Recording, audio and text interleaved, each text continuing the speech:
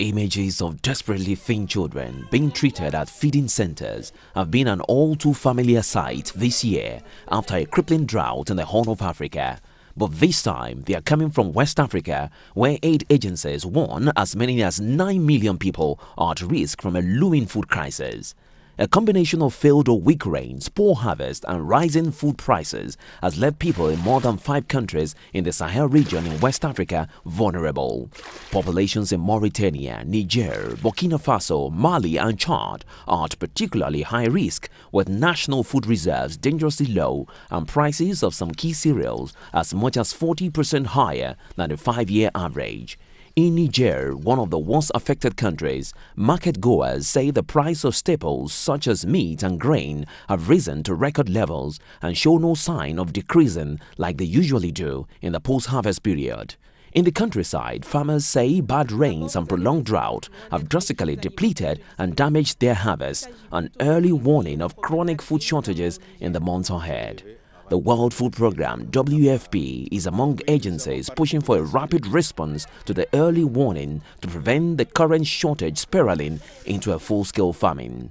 Dennis Brown, country director for WFP Niger, says the idea is to build people's capacity up now so they cope better if a bigger crisis takes hold. Nobody's asking the World Food Programme for a free handout in Niger. Nobody.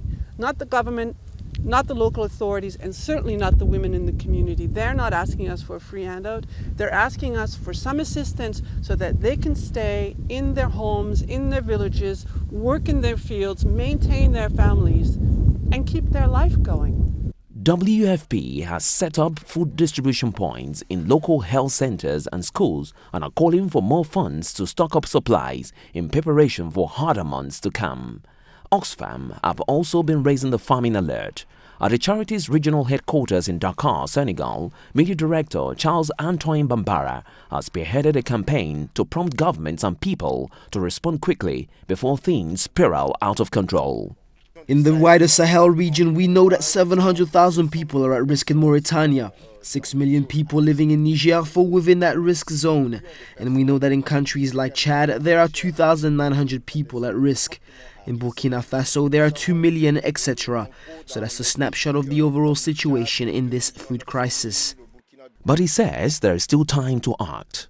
The situation is grave and serious, but all is not yet lost.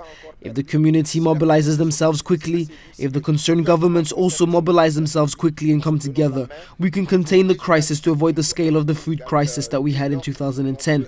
But who knows, it could even be worse, but we don't wish for it to happen. The last time the Sahel region faced such food shortages was in 2010, when similar failed rains and bad harvests pushed hundreds of thousands of people to the brink of starvation in Niger, Burkina Faso, Mali, Mauritania, Chad,